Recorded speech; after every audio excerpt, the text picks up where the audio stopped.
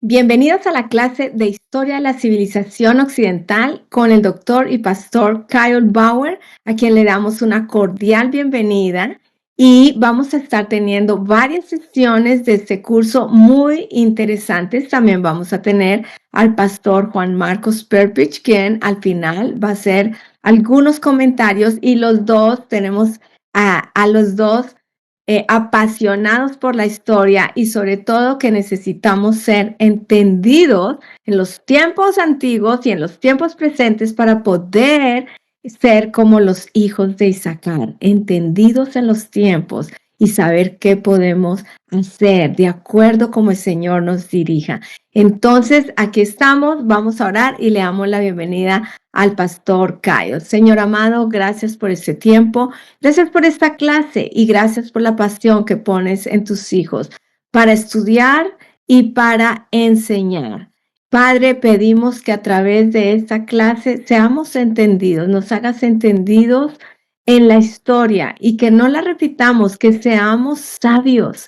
Te lo pedimos en el nombre de Cristo Jesús. Amén. Pastor Kyle, bienvenido. Saludos todo el mundo, estamos tan agradecidos de que estén de regreso con nosotros. Entonces estoy muy emocionado para esta clase porque es tan relevante ese tema de saber cómo el mundo se formó en el mundo en que ahora vivimos. Algunos aquí en los Estados Unidos, otros en Latinoamérica, pero la historia de la civilización occidental es muy relevante al mundo en que conocemos hoy. Todo lo que vivimos, todo lo que conocemos no pasó en un vacío, no sé, pero se formó durante siglos y siglos de historia, y eso es lo que vamos a emprender a estudiar sobre estas 10 sesiones. Entonces vamos a comenzar con una palabra de oración y luego vamos a entrar en el tema de hoy. Señor Jesús, te doy gracias, Señor, que tú eres el Dios de cada generación. Tú eres el Dios de la historia. La historia es tu historia. Tú creaste tu iglesia. Tú avanzas tu iglesia y aún lo haces en nuestro medio. Señor, nosotros, como se ha dicho, estamos parados sobre los hombros de gigantes en la fe. Señor, gracias que nos das la oportunidad de estudiar a estos gigantes de la fe, tus movimientos a través del mundo y de la historia, para darnos a nosotros lo que ahora conocemos. Señor, ayúdanos a entender tu historia y cuál es nuestra parte en tu historia. En el nombre de Jesús. Amén. Cuando nosotros hablamos de la historia, y yo quiero que entiendan esa clase no solamente como fechas y personas y lugares y un montón de nombres desconocidos. Quiero que veas una historia en desarrollo. Una historia que tiene un gran trasfondo y un gran contexto que nos lleva hasta el día de hoy. Sobre estas varias sesiones que vamos a estar juntos, nosotros vamos a ver cómo Dios ha movido su iglesia. Su iglesia es viva, su iglesia es eficaz. Siempre lo ha sido y seguirá siendo con nosotros. Nosotros podemos ver hacia atrás y aprender de la historia, aprender de los que vinieron antes de nosotros en la historia de este mundo. Este tema va a ser un poco diferente a las otras clases que yo he enseñado. Yo siempre enseño sobre la teología o la Biblia o ministerio, y eso es diferente. Y realmente no he enseñado esa clase por mucho tiempo. Entonces, ténganme un poco de paciencia porque conozco los lugares y los nombres mejor en inglés que en español, y a veces tal vez trabo o digo mal un nombre. Entonces, ténganme un poco de paciencia. Cuando se trata de la historia de la civilización occidental, nosotros vivimos en un mundo cambiante, un mundo que está cada vez más desechando los valores de los cimientos que fundaron el mundo que nosotros conocemos. Nosotros vivimos en un mundo post post-cristiano, postmoderno.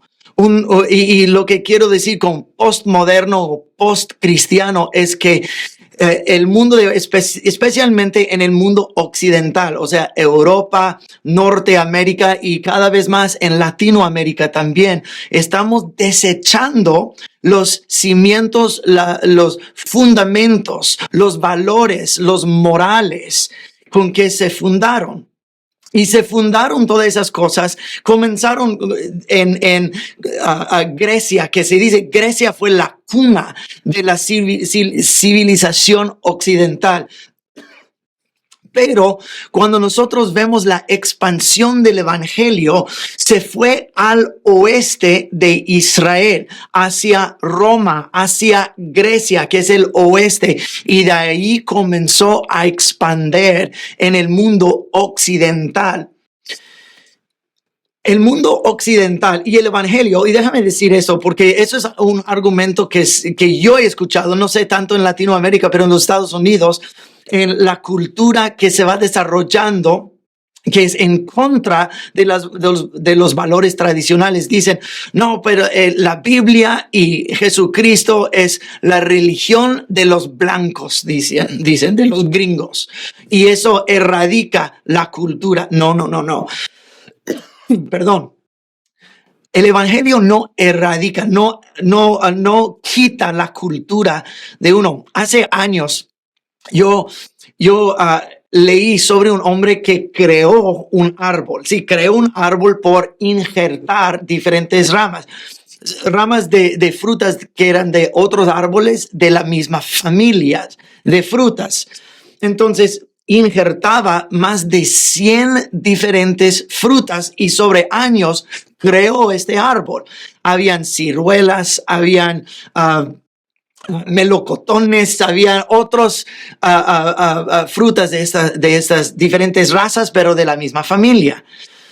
Y es interesante que cuando uno injerta una rama, solo vive por la savia del tronco, pero no deja de producir el fruto que originalmente produjo. Entonces, si una rama de ciruelas es injertado en un tronco de melocotones, sigue produciendo ciruelas. Y cuando yo leí esto, el Señor me dio algo de una revelación acerca de la expansión del evangelio. La expansión del evangelio, si uno es mexicano, mi esposa es mexicana, ella no deja de ser mexicana, ella no deja de hablar español. Ella sigue siendo culturalmente mexicana, de su raza, etnia mexicana, pero santificada. Lo mismo para un estadounidense como yo, o un colombiano, un argentino, chileno, boliviano, lo que sea, africano, de Sur Pacífico, de Australia, de Asia, de Europa, donde quiera. Nosotros nos seguimos siendo igual. El evangelio no destroza la cultura, la santifica. Y eso es directamente en contra de los argumentos hoy de que el cristianismo erradica la cultura. No, la santifica. Puedes seguir siendo tú, con tu trasfondo, con tu idioma, con tu etnicidad, con tu cultura y todo. Nada más Cristo ahora vive en ti. Y Cristo hace un africano, no menos africano, sino un africano santo. Y así es donde quiera que vaya el evangelio. La civilización occidental y la historia de esta civilización y los valores occidentales han moldeado el mundo y lo ha mantenido unido sobre muchos siglos. Es porque la civilización occidental se construyó sobre la expansión del evangelio. Sí, comenzó, como dije hace un momento, la Grecia, Atenas, fue la cuna de la civilización occidental, su filosofía, su sistema de justicia, su manera de ser y gobernar.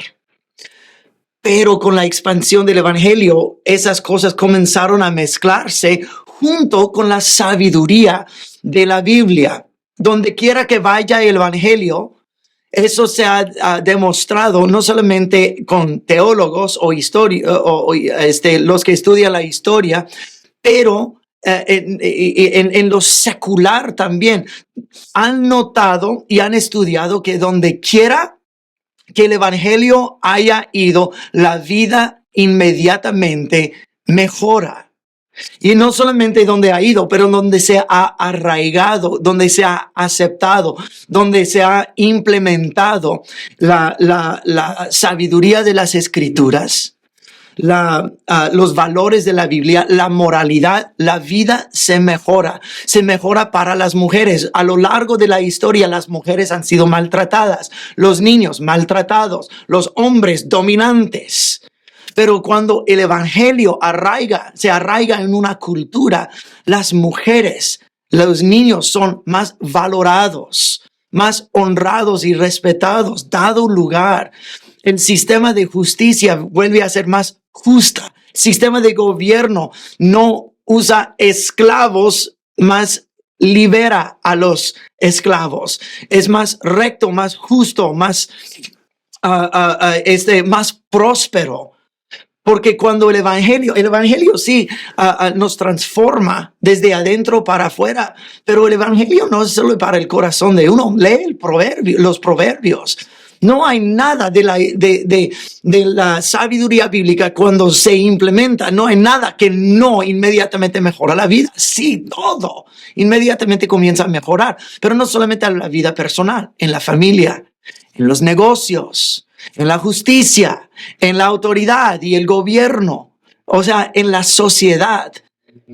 Solo lee el libro de Proverbios y tiene sabiduría acerca de todas estas cosas. Entonces, cuando hablamos de la historia de la civilización occidental, estamos mirando cómo el evangelio comenzó a transformar una cultura y luego varias culturas.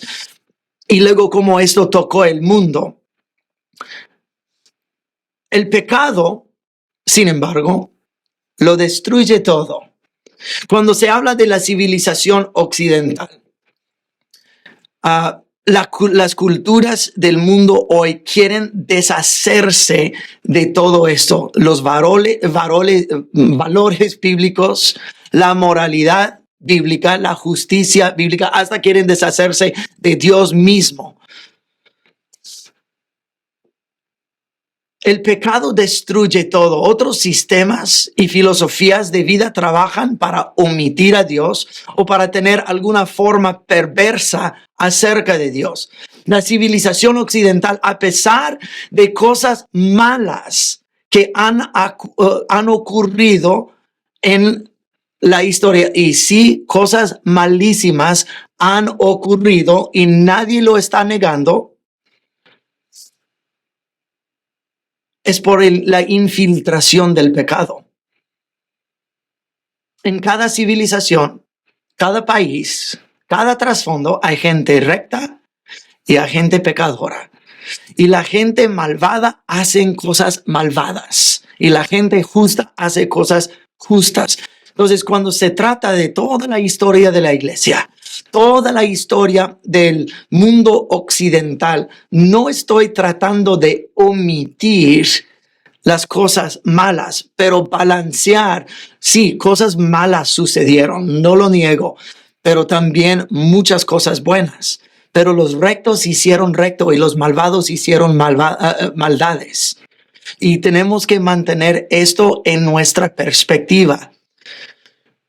La gente nace en pecado. El pecado destruye todo lo que toca. Y eso es cierto en cada civilización, en cada familia, en cada iglesia donde hay gente que quiere hacer maldad, van a destruir cosas.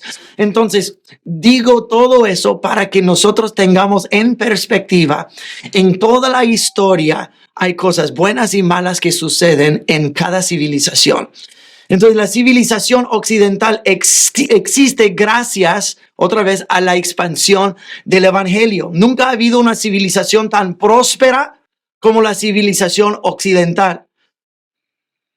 La predicación del evangelio es la causa de todo eso. Como dije hace momento, mujeres y niños son tratados mejor, los gobiernos son más estables, los sistemas de justicia son más rectas y verdaderas y justas.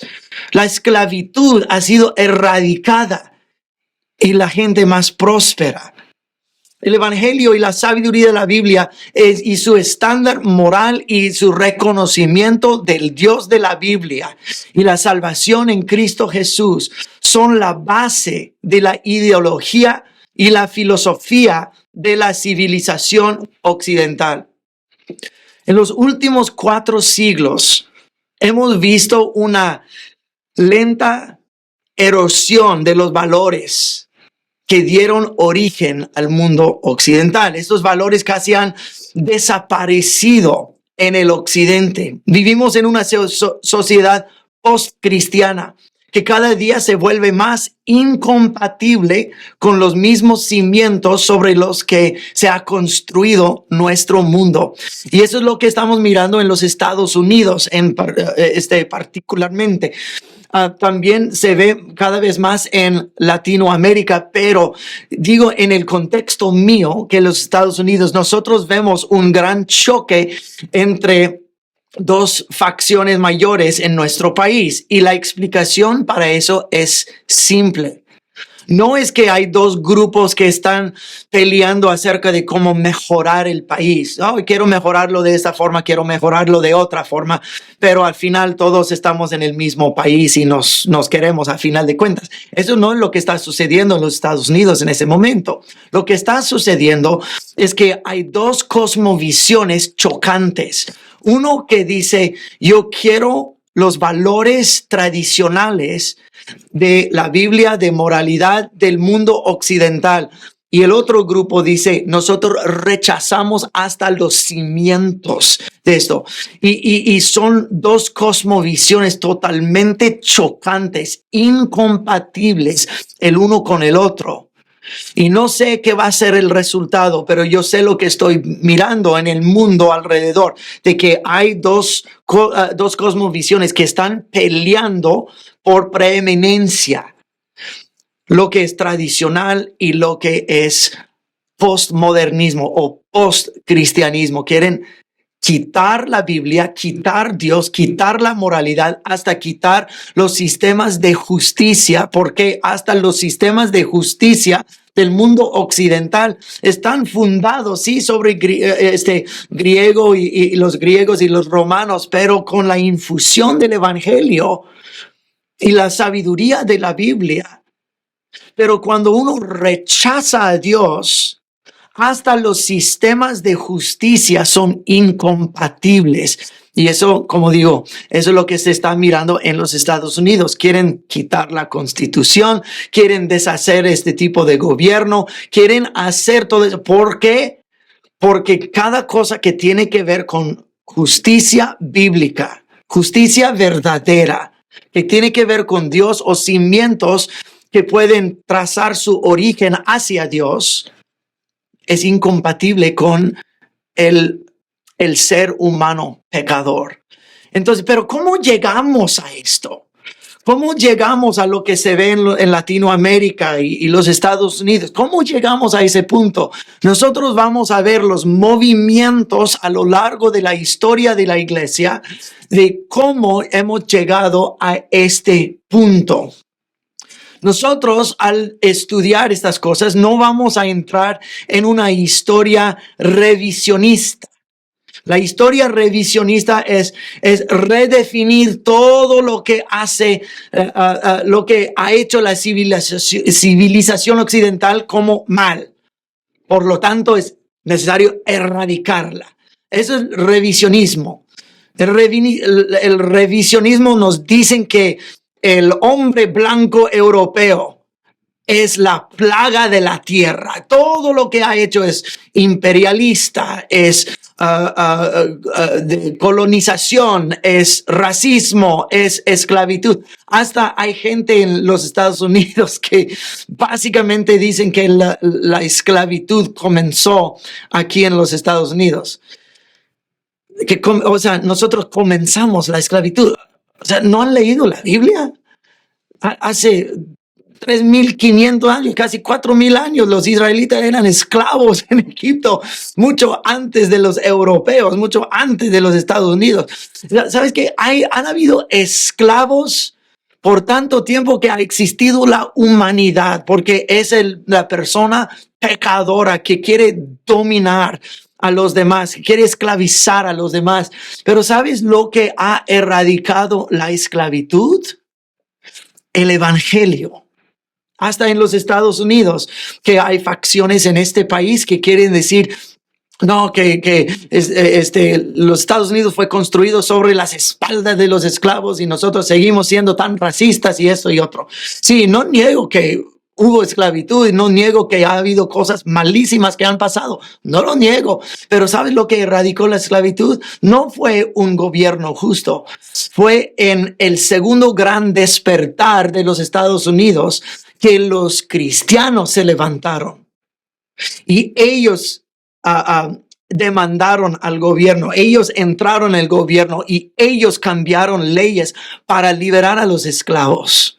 Fue el evangelio que hizo esto. Y sí, hay gente mala que en aquellos tiempos en Europa, tanto como en los Estados Unidos y en Latinoamérica, que usaban la Biblia como para decir que la esclavitud era legítima, pero no, esa es gente malvada que hacía cosas malvadas, pero la gente que era conocedora de Cristo, ellos entraron y dijeron, eso es malo, ellos son seres humanos y necesitan libertad, y ¡pum! Es el evangelio que lo cambia todo. Y estamos en un mundo que está tratando de reimaginar la historia, de que todo lo que el occidente hizo fue mal. El europeo, el blanco, el gringo, los cristianos solo son malos y siempre lo han sido y siempre lo serán. La historia revisionista se nos dice que todos los pueblos indígenas eran perfectos y pacíficos hasta que llegaron los europeos y nosotros los destrozamos. Sí, habían atrocidades que ocurrieron, sí, en los Estados Unidos tanto como en Latinoamérica. Pero eso no es la totalidad de la historia. Todos los pueblos indígenas aquí en los Estados Unidos no eran totalmente perfectos y pacíficos como quieren hacernos creer. Ese es revisionismo. El revisionismo nos dice que todo lo que ha hecho el hombre blanco, todo lo que han hecho los europeos ha sido horrible, racista, esclavitud, imperialismo y nada más. Nos dicen que necesitamos aprender por igual de la historia de África, la historia indígena, la historia de Mesoamérica, la historia asiática. Y no niego de que esas historias son importantes porque son parte de la historia humana. Pero nada ha formado el mundo que conocemos hoy como la civilización occidental. Sí, hay otra historia africana, historia asiática. Y sí, estas cosas tienen que ver con la historia de la humanidad. Pero cómo se forjó el mundo en que vivimos hoy, no podemos pasar por alto la contribución mayor que hizo el mundo occidental, y eso vamos a ver sobre las varias sesiones en que vamos a estudiar eso. El evangelio expandió desde Israel y pasó principalmente por el Imperio Romano. Ahora, el Imperio Romano, como vamos a ver, se dividió en dos. Pero se expandió aún más hacia el occidente. Sí expandió hacia el este también, pero la mayoría fue hacia el oeste.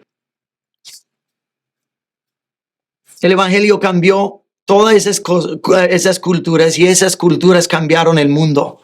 Esto no es un argumento a favor de la superioridad de una civilización o la superioridad de una etnia o raza. No, eso no se trata de nada. Es mejor un argumento a favor de la superioridad de la sabiduría del evangelio para transformar vidas y culturas y el mundo. La iglesia de Jesucristo es la esperanza del mundo. Entonces, vamos a entrar en ya estudiar la historia. Quiero dar un panorama muy básica acerca de lo que vamos a estudiar sobre estas varias sesiones, que existen 6 periodos generales de la historia de la iglesia, y yo creo que estamos entrando en un 7º periodo. Periodo 1 es la iglesia apostólica desde la ascensión de Cristo en más o menos el año 30 hasta la muerte del apóstol Juan en más o menos el año 100. Periodo 2 se trata de la iglesia perseguida desde la muerte del apóstol Juan hasta el edicto de Constantino, que se llama el edicto de Milán, en el año 313.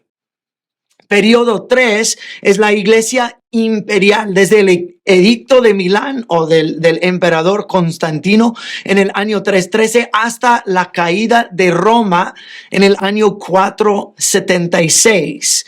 Ahora, yo estoy diciendo unas fechas específicas, y eso es lo que los historiadores dicen, que eso marcó un gran cambio. Pero cuando el mundo cambia, es sobre varias décadas de cambio. Y no son fechas rígidas de que en el año 2015, ¡pum!, así, no. Son cosas que lentamente van cambiando, y cuando los historiadores miran hacia atrás dicen, oh, eso marcó un gran cambio, aunque los que vivían en ese momento tal vez no lo reconocieron como tal, hasta que unas décadas después uno se dio cuenta, oh, el mundo ha cambiado. Y nosotros estamos viviendo en un tiempo así. Entonces, cuando digo en esta fecha, en aquella fecha, no estoy diciendo de que esa es la fecha fija en que todo se cambió, porque eso es nada más como una transición más lenta. Quiero que entendamos esto. Periodo 4 es la iglesia medieval. Desde la caída de Roma en 476 hasta la caída de Constantinopla en el año 1453, o sea, más o menos 1000 años, la iglesia medieval. Periodo 5 es la iglesia reformada, desde la caída de Constantinopla en 1453 hasta el final de la Guerra de los 30 años en 1648. Periodo 6 es la iglesia moderna, desde el final de la Guerra de los 30 años en 1646 hasta el siglo XX. Y yo diría que desde el siglo XX hemos estado entrando en un 7º periodo, que yo puedo identificar de que aunque esta transición ha sido lenta, y al final de esta clase vamos a unir todo y hacer la historia unida para llegar a donde estamos. Pero yo digo que desde más o menos 1960 hemos visto una revolución cultural, y ahora en este año estamos viviendo los frutos de un gran cambio de modernismo a postmodernismo. Yo creo que estamos entrando en un 7º periodo, y nosotros lo estamos viviendo actualmente. Durante las próximas sesiones quiero presentar estos 2000 años de historia como, no solamente como algo académico, pero quiero contarles una historia. Sí, van a ver muchas personas, lugares y fechas, y no quiero que solo aprendas nombres, lugares y fechas. Quiero contarles la historia que Dios ha estado desarrollando, que nos lleva, y quiero que lo escuchen como historia. Sí, voy a dar muchísima información, y sí, muchísimos nombres y lugares y fechas y todo el rollo. Tomen notas, pero quiero que oigan la historia. Quiero llevarles en una jornada hacia el mundo que conocemos ahora y cómo llegamos a ser como nosotros somos. Entonces vamos a comenzar desde antes del nacimiento de Cristo en el imperio griego, que fue profetizado por el profeta Daniel. Cuando Dios le dio al profeta Daniel la imagen, el sueño de la imagen del ídolo grande que tenía cabeza de oro, que era el rey de Babilonia, el pecho y brazos de plata, que era el reino, el imperio perso, y luego de bronce, del abdomen de bronce, y luego las piernas de fierro. La cabeza de oro era Babilonia, el pecho y brazos de plata era Persia. El abdomen de bronce, después de Persia, vino el imperio griego. Y luego después las piernas caderas y piernas de fierro era el imperio romano. Y toda esa visión profética fue para indicar la venida de un Salvador, la venida de Cristo. Porque si te acuerdas en esta visión, las manos de Dios sacaron de una montaña una piedra y la piedra destrozó el ídolo que eran las naciones del mundo, los imperios del mundo, Babilonia, Persia, Grecia y Roma. Y esta piedra que destrozó todos esos imperios creció para ser una gran montaña que llenó toda la tierra.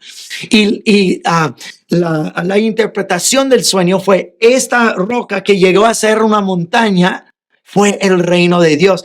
Y esto predijo la venida de Cristo, quien vino anunciando la llegada del reino de Dios. Entonces, nosotros vemos estos grandes movimientos comenzando con el imperio griego, que es el abdomen de bronce. Y el mayor de todos los griegos era Alejandro Magno.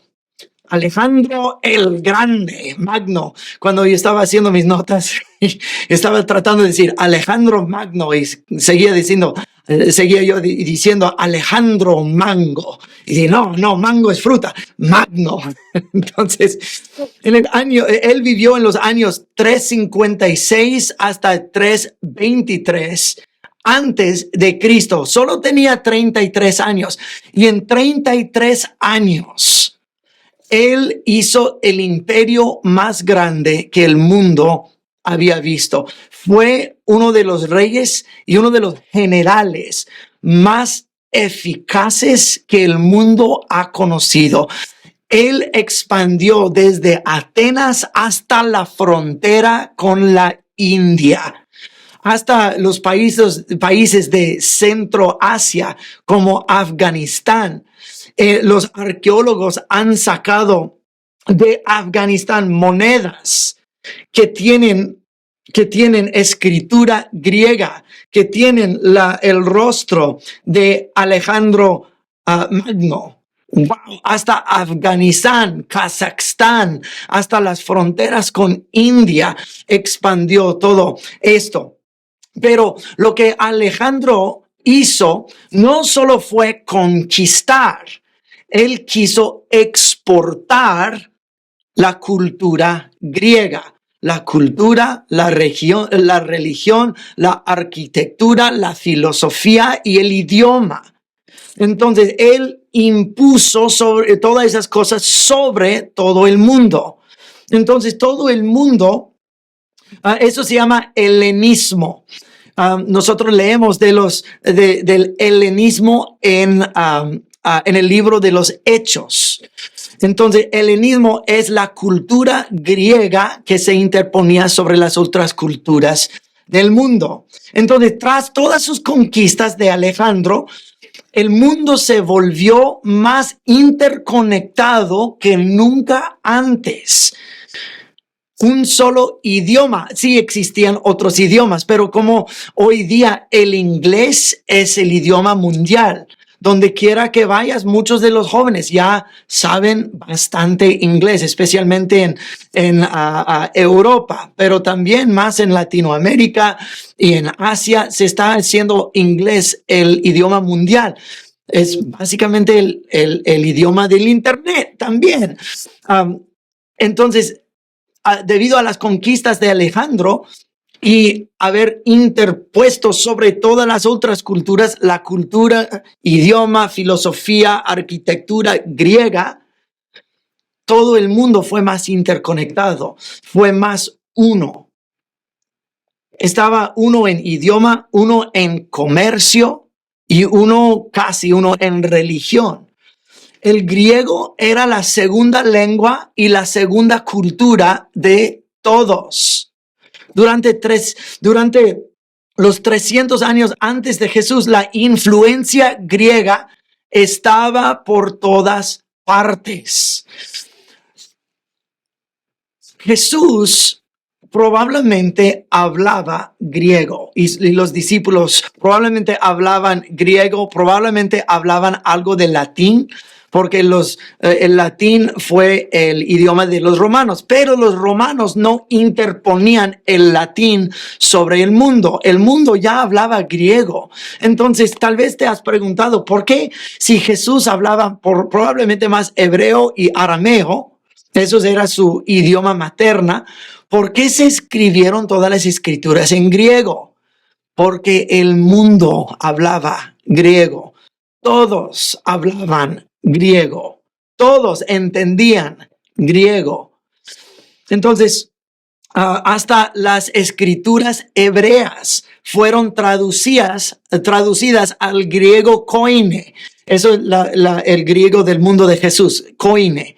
Entonces, eso se llama la Septuaginta. La Septuaginta, la traducción griega de las escrituras hebreas. Y nosotros hasta vemos en el Nuevo Testamento, en particular en el libro de Hebreos, cuando el autor del libro de Hebreos cita el Antiguo Testamento, está citando la Septuaginta más que las escrituras hebreas. ¿Por qué? Porque nosotros no sabemos quién era el autor del libro de Hebreos, pero obviamente hablaba probablemente mejor griego que hebreo. Entonces estaba citando las escrituras griegas, o sea, la Septuaginta. Todo el comercio en el mundo se hacía prácticamente en griego. Los arqueólogos, otra vez en Afganistán, han encontrado monedas antiguas con Alejandro, pero también con los reyes afganos, con las inscripciones en griego. O sea, eso habla del panorama del imperio de Alejandro y cómo él comenzó a unir el mundo. Entonces, el mundo estaba culturalmente unificado y estaba unificado en idioma. Interesante todo eso, la interconexión del mundo, porque la Biblia dice en Gálatas 4:4, dice que pero cuando vino el cumplimiento del tiempo, Dios envió a su Hijo. El cumplimiento del tiempo. Yo me he hecho la pregunta antes, ¿por qué Dios no envió a Jesús más antes? Porque el mundo siempre ha tenido necesidad. ¿Por qué no envió el Salvador después de la caída de Adán? ¿Por qué no? Dios tiene sus razones, pero yo creo que una de las razones que no envió a Jesús antes es porque el mundo no estaba interconectado. Entonces, si Jesús hubiera venido antes, hubiera sido una religión regional o de una cierta cultura o de un cierto idioma. Pero en el cumplimiento del tiempo, la plenitud del tiempo, en el momento correcto, Dios envió a Cristo Jesús. Y no lo envió en el tiempo de los griegos, pero con los efectos del imperio griego. Lo envió en el tiempo de los romanos. ¿Qué es lo que los romanos hicieron? Los romanos amaban a la cultura griega. Ellos mantenían su filosofía, su sistema de justicia, su arquitectura, hasta los dioses griegos. Nada más los pusieron nombres romanos, pero la misma mitología, mismas leyendas de estos dioses. Ellos eran hinchas de los griegos. Pero ¿qué es lo que hizo el Imperio Romano? Ellos hicieron un sistema mundial de carreteras. Entonces ellos hicieron al mundo aún más conectado. Las carreteras romanas eran el equivalente del Internet hoy día. El Internet ha hecho nuestro mundo más unido, más interconectado como nunca antes. Pero en el tiempo de Cristo eran las carreteras romanas, la Pax Romana, o sea, la paz romana durante unos 400 años por la fuerza del militar romano. El mundo estaba relativamente en paz. Estaba interconectado con idioma, interconectado con carreteras, y en ese momento Dios envió a Cristo Jesús. Entonces Cristo Jesús vino predicando el reino de Dios, hizo sus discípulos, murió, resucitó, ascendió de regreso al cielo, envió al Espíritu Santo y los discípulos comenzaron a expandir por todo el mundo. ¿Cómo pudieron hacerlo? Por un solo idioma y un sistema de carreteras. Se pudo esparcir el evangelio como no pudiera haber hecho antes del Imperio Romano y el Imperio Griego. En el cumplimiento del tiempo, Dios envió a su Hijo. Interesante, ¿no? También es interesante de que el Nuevo Testamento fue hecho en griego y la Septuaginta en griego. Interesante, ¿por qué? No solo porque era el idioma de todo el mundo. Por ejemplo, los musulmanes tienen sus escrituras en árabe y dicen que si no es en árabe, no es la palabra de Alá, de su Dios. Entonces, si no sabes árabe, entonces no puedes conocer la palabra de Alá. Si es traducido al español, si es traducido al inglés o cualquier otro idioma, no es la palabra de Alá. Si quieres saber de veras lo que Alá dice, tienes que saber árabe.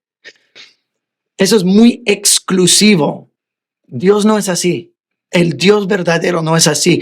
Dios puso sus santas escrituras en el idioma de todos, para que todos lo entendieran, para que todos lo pudieran recibir.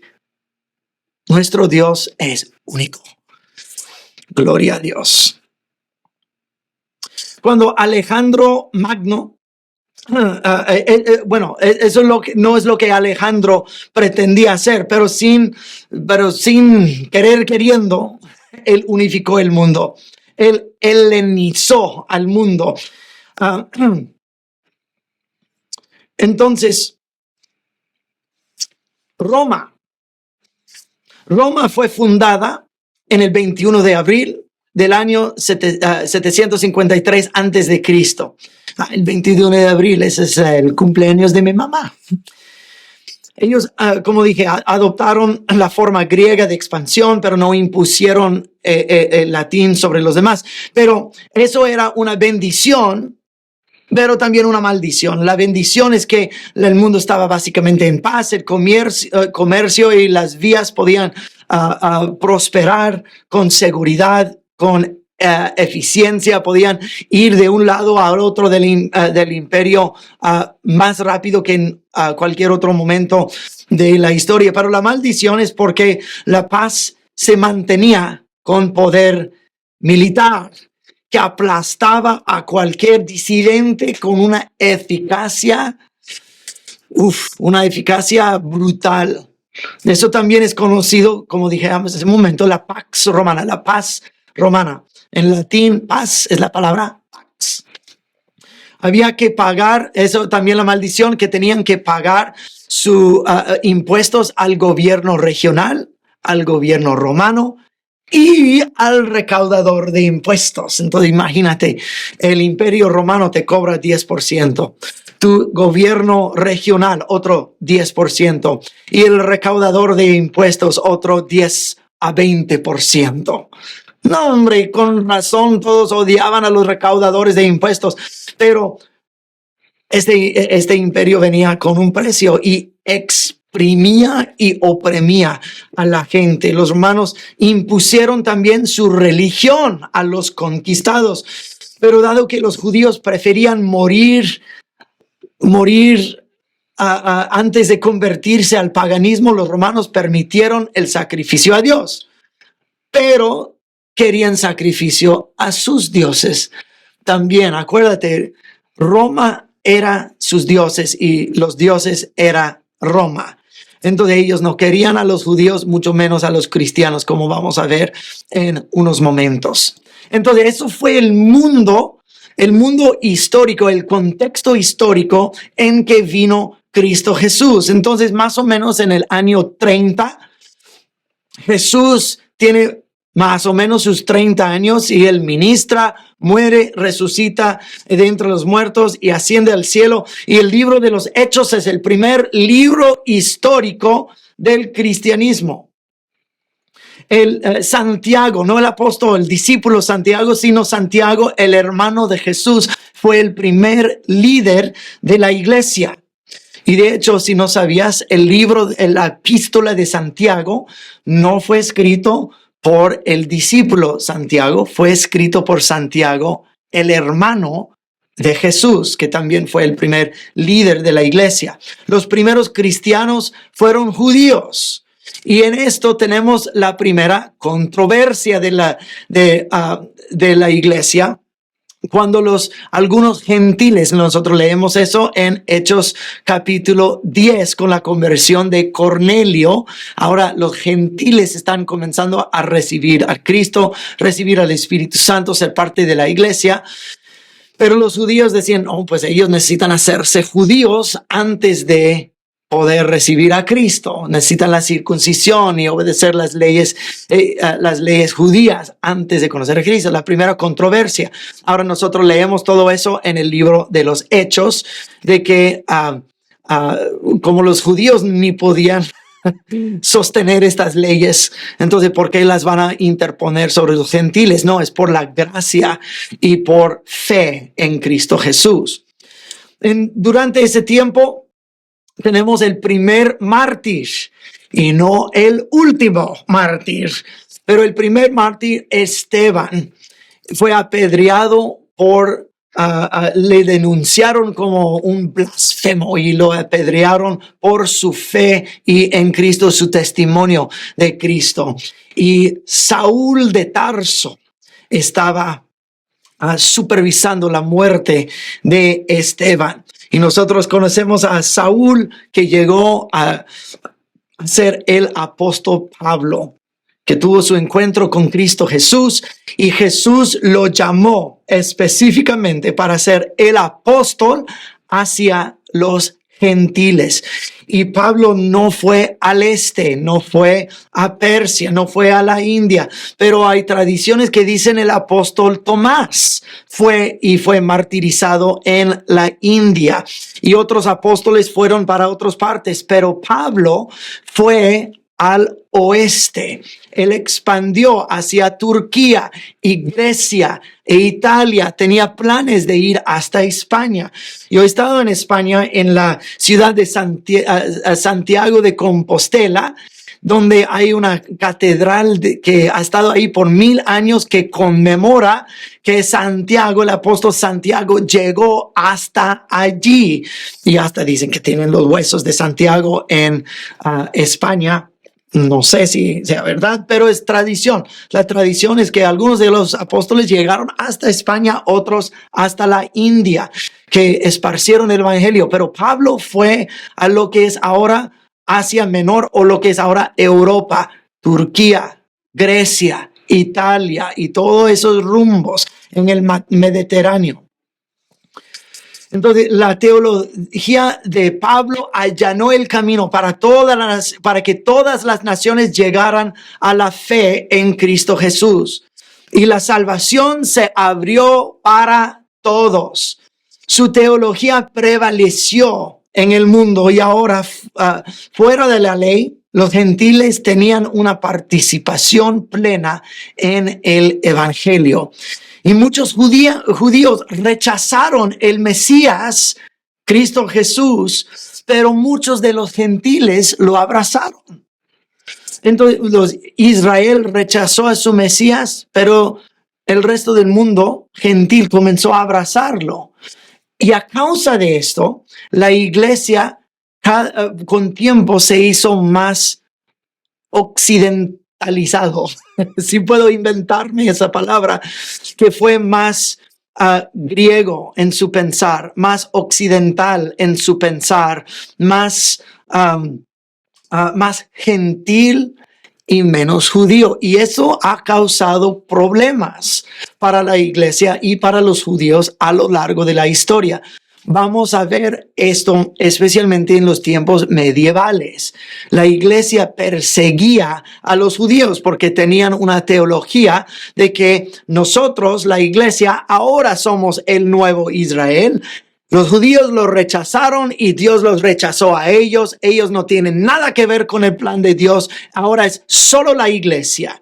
Eso es una teología peligrosa y una teología no bíblica. Número uno, Jesús es un judío. ¿Cómo que? Y los judíos fueron los primeros para recibir la palabra de Dios y ser los mayordomos de la palabra de Dios. Por medio de los judíos salió el Salvador del mundo. Y hasta lee el libro de Romanos capítulo 11 y uno se da cuenta de que Dios no ha terminado con los judíos. Tienen un parte que tomar en su plan. Todavía nosotros no reemplazamos a Israel. Romanos 11 dice que la raíz, o sea, Israel te soporta a ti, las ramas, nosotros gentiles que fuimos injertados en este tronco, esas raíces, eso nos apoya a nosotros, no nosotros a ellos. Y el apóstol Pablo sigue diciendo en Romanos 11, cuidado que no seas arrogante, porque si Dios rompió las ramas originales para que tú fueras injertado, ten cuidado, como dicen en México, aguas. Si él los quebró a ellos, lo hará contigo también si no sigues en la fe. Pero es la raíz que te soporta a ti. Tú no soportas a la raíz y tú no reemplazas a la raíz. Nosotros hemos llegado a ser uno en Cristo y Dios tiene algo con los judíos todavía. Entonces nosotros no nos vamos a entregar a esta teología peligrosa de que los judíos nada que ver, Israel nada que ver y ahora es solo la iglesia, el nuevo Israel. Eso no es el plan de Dios. Nosotros somos uno en Cristo. Dice así en Efesios capítulo 3, puedes irlo a leer después. Entonces, la iglesia pasó a dominarse por más gentiles que judíos y gradualmente se volvió más griega que judía. Entonces, nosotros vemos de que el centro de la iglesia pasó de Jerusalén más hacia Roma. Y la tradición es que Pedro fue el primer obispo de Roma. Es lo que se llegó a conocer como el Papa, el primer Papa de Roma. Voy a hablar del Papa y catolicismo por un momentito. El obispo de Roma llegó a conocerse como el Papa, pero antes de el estatus que ahora lo conocemos, con sus vestimentas blancas y con su gorro bien alto y que el Vaticano y todo eso, era Pedro el obispo de Roma. Y luego el segundo papa se llamaba Lino y el cuarto papa se llamaba Clemente. Pero Pedro, Lino y Clemente, los primeros obispos de Roma, se mencionan en el Nuevo Testamento. Segunda de Timoteo capítulo 4 versículo 21. Actualmente realmente dice Lino, que llegó a ser obispo de Roma, y también Clemente está en el Nuevo Testamento también, que llegó a ser el obispo de Roma. El obispo de Roma más tarde fue conocido como el Papa o el Padre de la Iglesia Católica. Y eso es lo que los católicos les gusta decir. de que nosotros somos la única iglesia, somos la iglesia verdadera, porque nosotros trazamos nuestro linaje de regreso a Pedro, y que Jesús dijo a Pedro: tú eres Pedro y sobre esa roca construiré mi iglesia. Entonces, como nosotros estamos en línea con Pedro, Jesús construyó su iglesia sobre Pedro y seguimos la línea. Ok. Jesús no es así. Porque Jesús hasta dijo a los israelitas, dijo: no te creas ni muy ni tan, porque son hijos de Abraham. Dijo: Dios puede levantar hijos de Abraham de esas piedras. Hasta cuando su familia vino a buscarlo, dijo: Jesús, tu madre y tus hermanos te están buscando. Y Jesús dijo: ¿y quiénes son mi madre y mis hermanos? Los que obedecen la voluntad de mi Padre son mis hermanos y mi mamá. Wow. Hay un dicho que la sangre es más gruesa que el agua, o sea, que familias más, los vínculos familiares son más gruesos que de amigos de otras personas. Pero Jesús hasta cambió esto. Dijo: obediencia es más gruesa que la sangre. Entonces, cuando se trata de los israelitas, que estamos bien porque somos hijos de Abraham, o católicos, que somos fundados sobre Pedro, que somos la única iglesia. A Jesús no le importa. Lo que le importa es fe en Él y obediencia al Padre. Eso es a Jesús lo que le importa. Pero déjame decir algo acerca de la iglesia católica por un momentito. Católico simplemente significa universal. En aquel momento no había otra iglesia, no había fracturas entre la iglesia, o protestantes o católicos, o la iglesia ortodoxa en el este, que hubo una gran ruptura en la iglesia en el año 1054, que vamos a estudiar más adelante. Pero en ese no había otra iglesia, había una sola iglesia, la iglesia católica universal, para usar este término.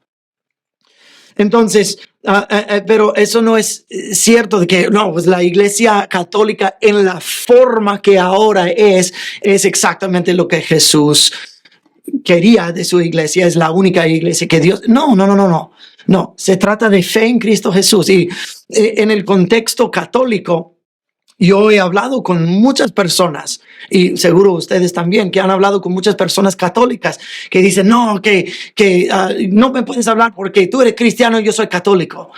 Y luego se dan cuenta de que tenemos las mismas escrituras, el mismo Jesús, mismos evangelios, mismo Jesús que dijo: yo soy el camino, la verdad y la vida. Nadie llega al Padre sino por medio de mí.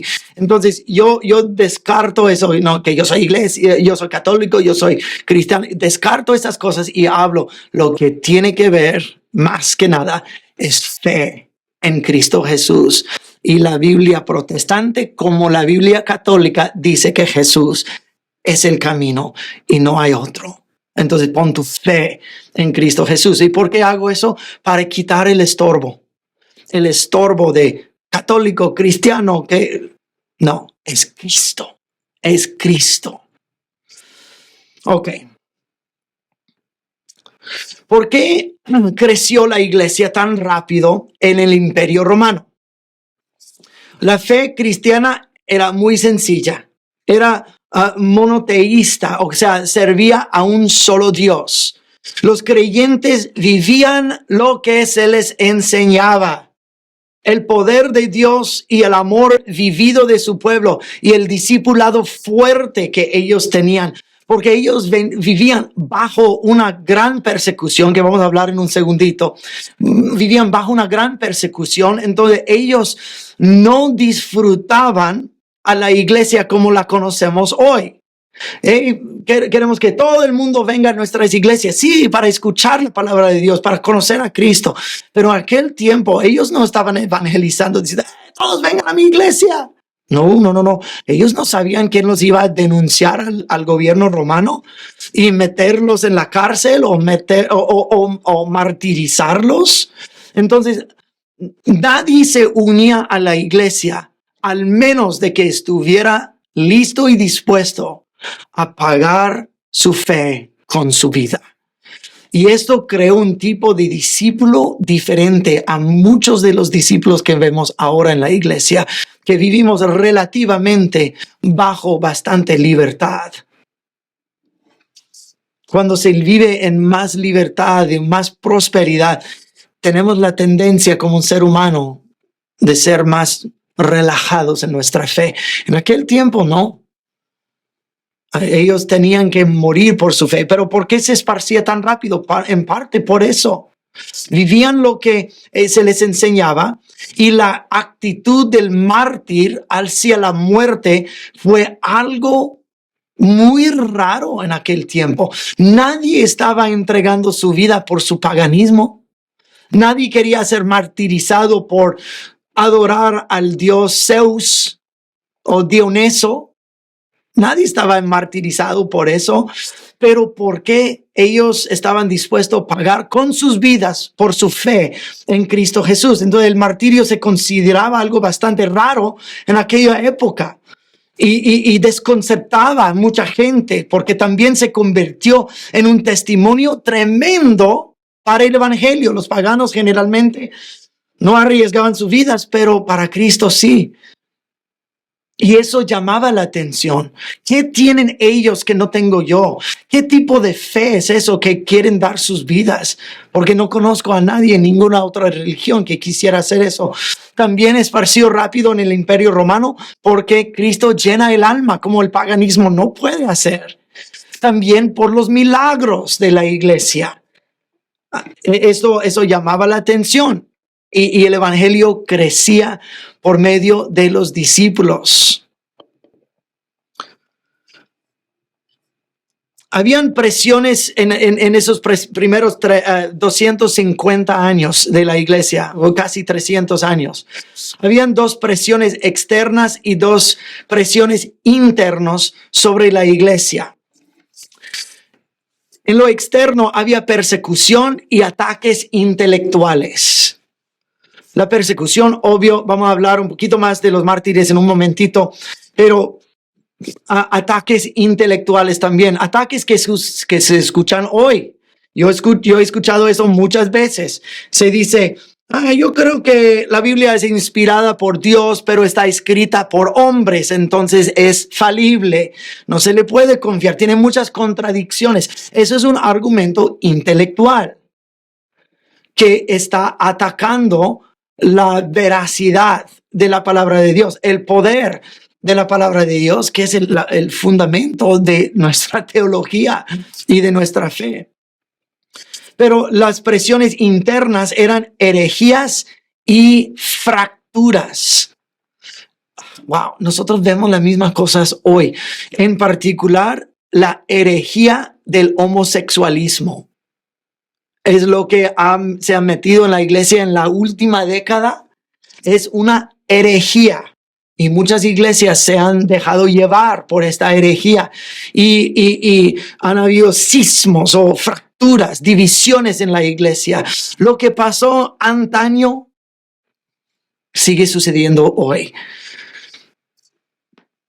Entonces, durante las próximas sesiones nosotros vamos a mirar estas fracturas, estas herejías y persecuciones y ataques intelectuales, porque no es nada nuevo.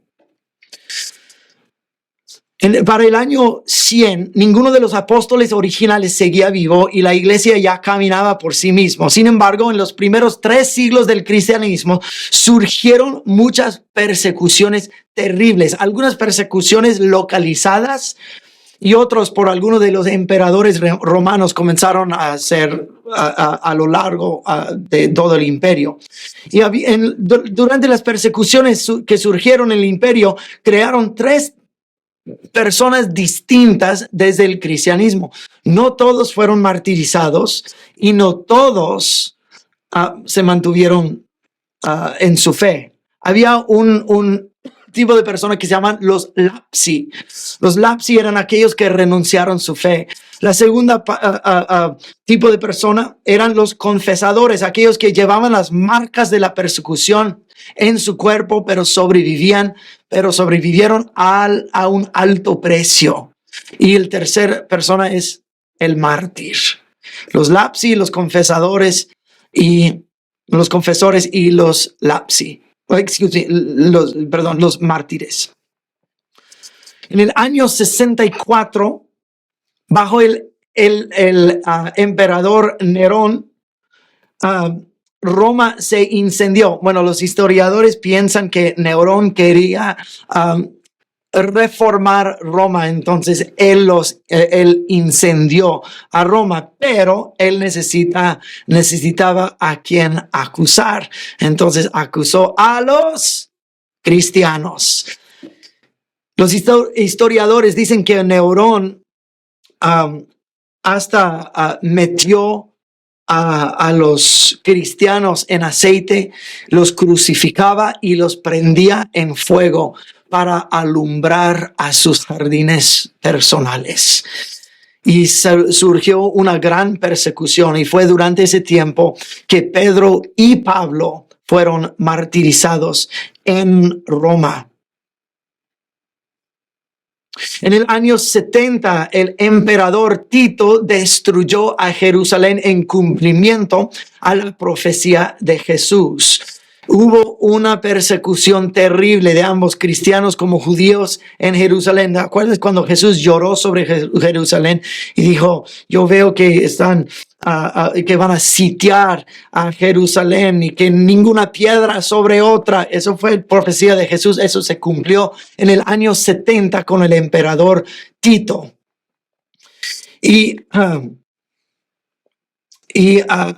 Entonces las persecuciones comenzaron bajo el emperador Nerón, y habían como 9 persecuciones de la iglesia durante estos años. La segunda persecución fue bajo el emperador Domiciano. La tercera bajo Trajano. Cuarta bajo Marco Aurelio. Marco Aurelio es halagado en la historia por ser un guerrero y un filósofo y súper inteligente, pero también era súper perseguidor de los creyentes en Cristo Jesús. La quinta persecución bajo el emperador Severo, y bien nombrado porque era bien severo con los cristianos. La sexta persecución bajo el emperador Máximo.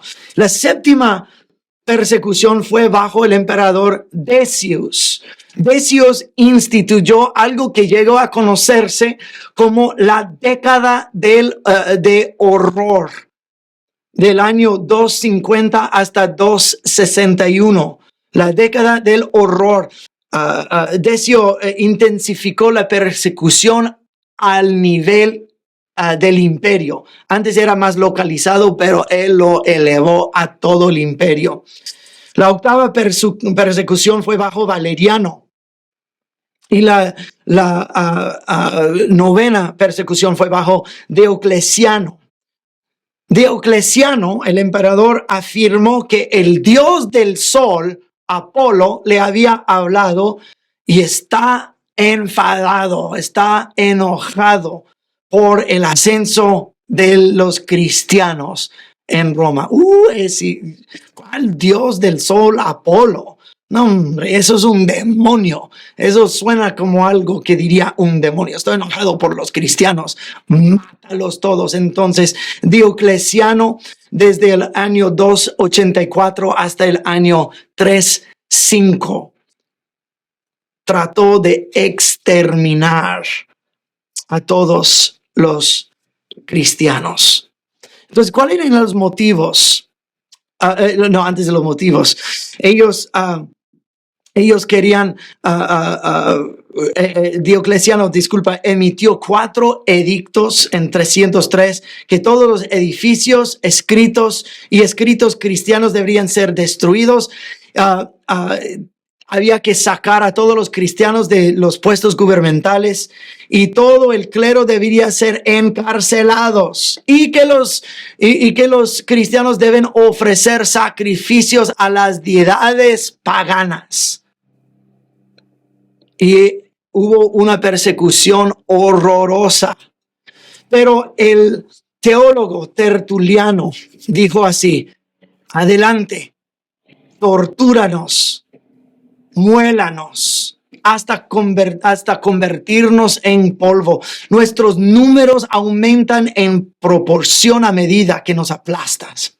La sangre de los mártires es la semilla de la iglesia. Uf, qué poderoso eso. Ahora, ¿cuáles eran los motivos de la persecución? Habían 5 razones para la persecución. Número 1, los cristianos fueron acusados de ser ateos. No sé cómo llegaron a esta conclusión, pero así se decían, que eran ateos. Ellos se negaron a adorar al César, de que su compromiso con Cristo y únicamente Cristo los hacía antirromanos, porque Roma era sus dioses y los dioses era Roma. Y si ellos no estaban aliados con ni el César ni los dioses romanos, entonces ellos eran antirromanos y iban a romper o fracturar el imperio. También les acusaban de separar familias. Y los acusaban de incesto y canibalismo. ¿Cómo canibalismo? Incesto, nada que ver. Incesto porque todos se llamaban hermano y hermana. Yo creo lo entendieron mal los romanos. Pero ¿cómo canibalismo? Pues por la Santa Cena. Decían que vamos a comer la carne de Cristo y tomar la sangre de Cristo. Y otra vez, los romanos los entendían mal. Entonces ellos decían, ellos no son romanos, son antirromanos. Ellos son una plaga para nuestra cultura, para nuestro imperio. Hay que exterminarlos. También a raíz de todo eso es demonio. Ahora, en el año 313, todo esto cambió, pero vamos a dejar esto para la próxima sesión. Con la entrada del emperador Constantino, todo cambió para la iglesia. Entonces vamos a mirar eso la próxima sesión. Gracias por estar atentos. Yo sé que hubo mucha información y hay muchísima más información por delante. Nos vemos en la próxima sesión. Gracias, Dr. Bauer, por esta sesión. Buen comienzo. Se cubrió mucha información en poco tiempo. Felicitaciones. Tengo preguntas. Es posible que en el camino se vayan resolviendo o si ahorita quiere responder. Una pregunta es en cuanto al tema de la revisión del pasado.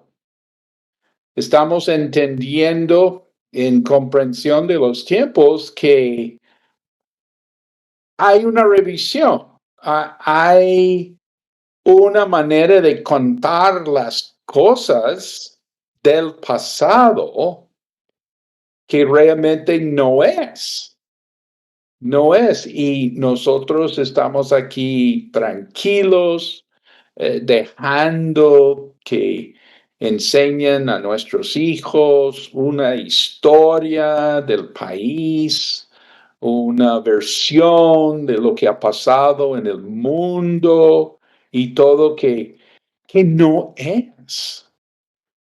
Y que cómo podemos aumentar nuestro conocimiento, nuestra comprensión de los tiempos en cuanto a eso, para identificar cuando nos están colocando una narrativa, una versión, a señalarlo, a denunciarlo y si es posible corregirlo, digamos hacer una revisión de la revisión. Apreciamos mucho sus perspectivas sobre este tema. Cuando estuvimos en Roma, en el tour, en el Coliseo, la guía, nos contó de todos los diferentes grupos quienes sufrieron en el Coliseo, y uno sabe de los gladiadores, y había mucha otra gente que murió en el Coliseo. Y ella nombró tanto grupo, tanta razón, y que no mencionó a los cristianos. Y que no iba a decir nada, porque pensé de pronto no escuché bien. A veces en los tours uno ahí no oye todo que se dijo, pero mi esposa también dijo, ¿y los cristianos qué? Me lancé. Fue un acto de valentía porque todos en el grupo, si alguien ha hecho un tour, uno ahí se encuentra con personas desconocidas de literalmente de todas partes del mundo. Y eran personas, bueno, de todos lados del mundo. Y uno ahí haciendo una pregunta en frente de ellos. Y le pregunté, todos estos grupos que nombraste y todo, ¿y los cristianos? Y me dijo que no, que los cristianos no fueron llevados al Coliseo. Y quedé así frío. Y sé que no estoy imaginando cosas porque en el otro tour en el Vaticano, pregunté a la guía si los cristianos murieron en el Coliseo. Y ella me dijo que hoy están enseñando a los guías turísticos que no mencionen a los cristianos, que no nombren a ellos.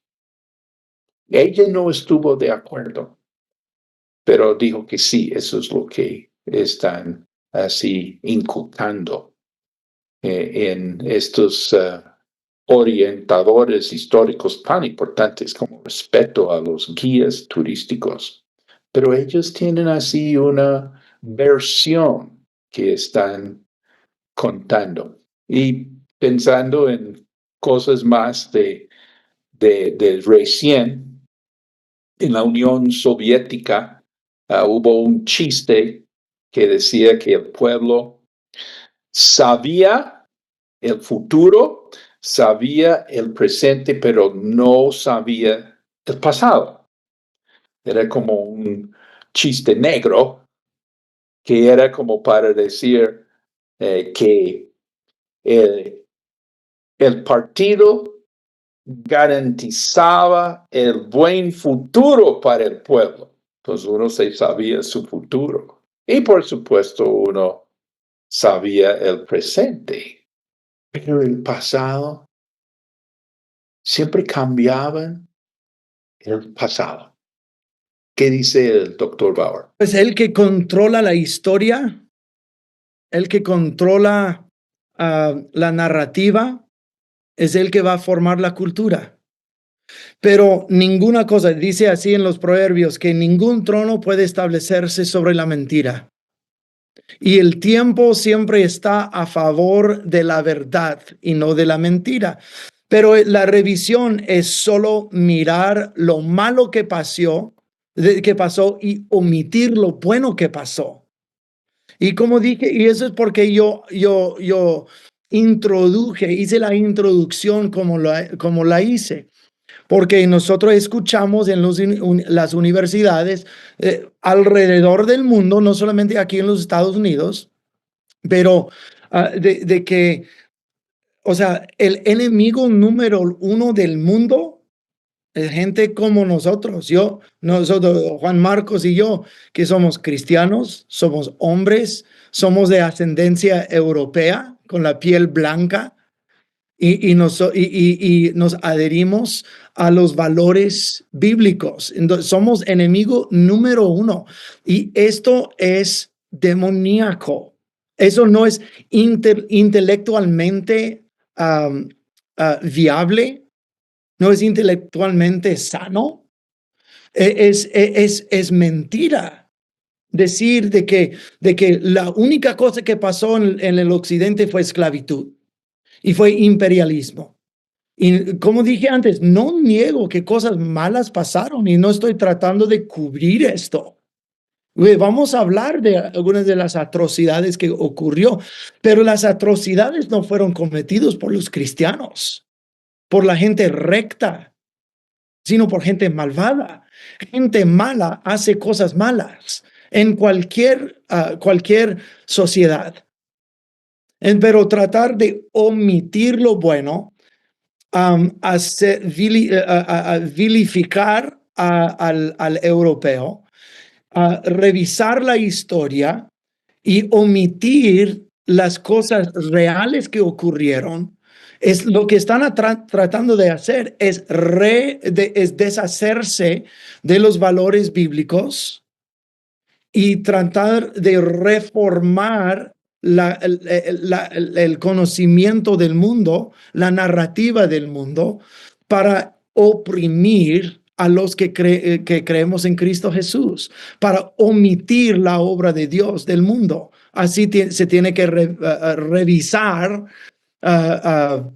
reimaginar la historia para omitir a Dios. A final de cuentas es omitir a Dios. A final de cuentas es un espíritu de anticristo. Es como si antes de la civilización occidental no habían guerras, no había esclavitud, no había maldad. El mundo era perfecto. No, hombre, cualquier persona que sabe un poquitito de la historia de la humanidad sabe que toda la historia es desastrosa. Pura esclavitud, puro dominio sobre otros, pura guerra, pura maldades, pura inmoralidad. Híjole, solo se ve esto en las páginas de la Biblia. ¿Por qué crees que Dios desterró a las naciones en Canaán ante los israelitas? No fue porque Dios los odiaba, sino habían llenado su copa de maldades. Y cuando Dios hasta dice a los israelitas, no vas a practicar el homosexualismo, no vas a practicar la bestialidad, no vas a practicar la prostitución, no vas a practicar estas cosas, el sacrificar a los niños. ¿Por qué Dios tuvo que decírselos? Porque eso es lo que todos practicaban. Como que el mundo era perfecto antes del occidente. No, hombre, el evangelio vino a cambiar todo esto. La narrativa nueva es de que sí, los indígenas en ambos Norte y Sudamérica que estaban en un paraíso, que eran perfectos y solo se amaban el uno al otro y cosechaban su maíz y ya, eso toda la vida. No, realidad es que gente es gente, pecado es pecado en cada cultura y en cada corazón humano. Y hablemos de los aztecas.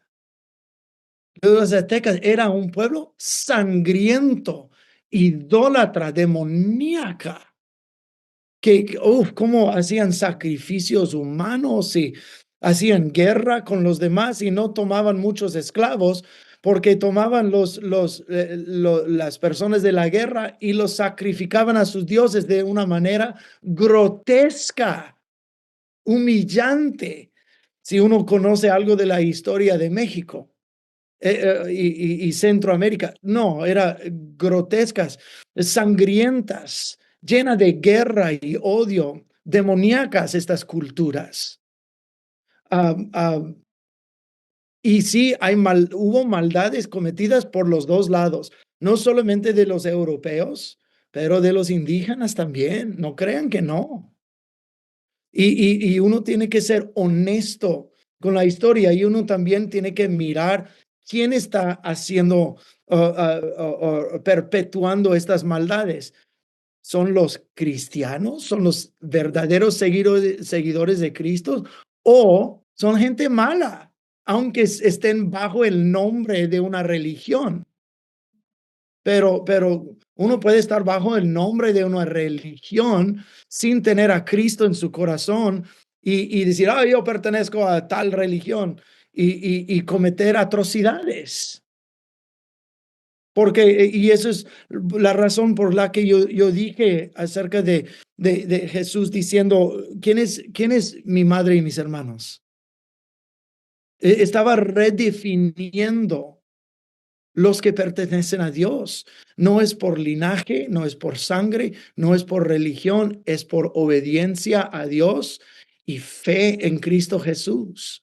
Estos son los que verdaderamente pertenecen a la familia de Dios. Entonces, los que dicen, que somos católicos o somos protestantes y luego hicieron un masacre, lo siento, pero eso no es un seguidor de Cristo. Gracias, doctor Bauer, que estamos viendo aquí que una civilización va a tener cosas negativas, va a tener cosas positivas, pensando en la versión que nos están dando. Uno pensaría que la civilización occidental solamente fuera de esclavitud, de imperialismo, de guerras, donde vivimos, tenemos pues un énfasis en que cuando llegó el explorador Colón y los primeros que encontraban una sociedad, una civilización maravillosa y que realmente se dañó en gran parte por la influencia de los europeos. Y estamos viendo aquí, iremos viendo en nuestras sesiones sobre la historia, la verdadera historia, de la historia completa. Y sí podemos tener muy en cuenta, tenemos que tener muy en cuenta las cosas malas, pero no podemos pasar por encima de aspectos que son reconocidos no solamente por nosotros como creyentes en la Biblia o como cristianos, sino por historiadores seculares, que el aporte de la civilización occidental en el tema de entrar competition, la competencia,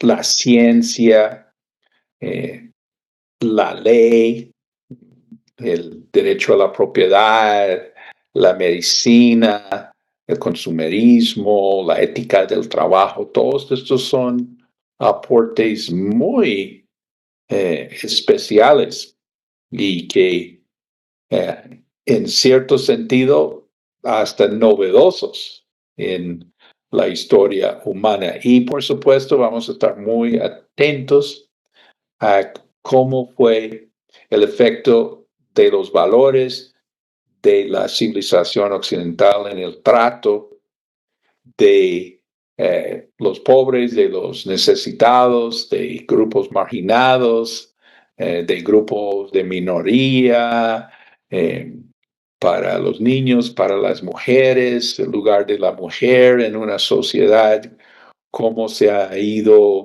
desarrollando en la civilización occidental en contraste con otras civilizaciones.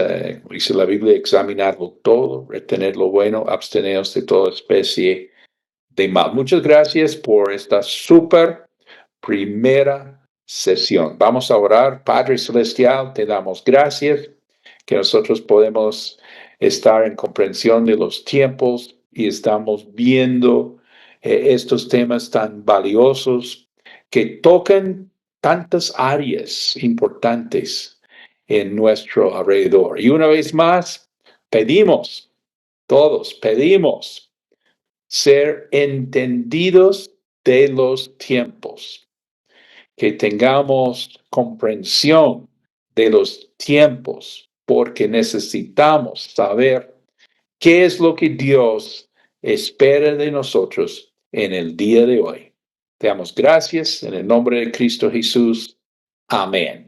Bueno, pues muchísimas gracias a los dos. Qué buena clase, qué buena conversación. Y también le recordamos a cada uno de los oyentes, si estas enseñanzas han sido de bendición, póngale un me gusta. Si no se ha suscrito a nuestro canal, suscríbase, comparta estas enseñanzas y ayudemos que toda Latinoamérica sea entendida en la historia de la civilización occidental y que podamos tener claridad en dónde estamos nosotros en la historia, también para somos parte de la historia y qué podemos hacer como hijos de Dios llenos del Espíritu Santo. También queremos darle las gracias por sus donaciones. En nuestra página web puede colocar lo que el Señor le ponga en su corazón. Y seguimos adelante, capacitándonos. Y más cuando vemos que aquel día se acerca. Dios les bendiga.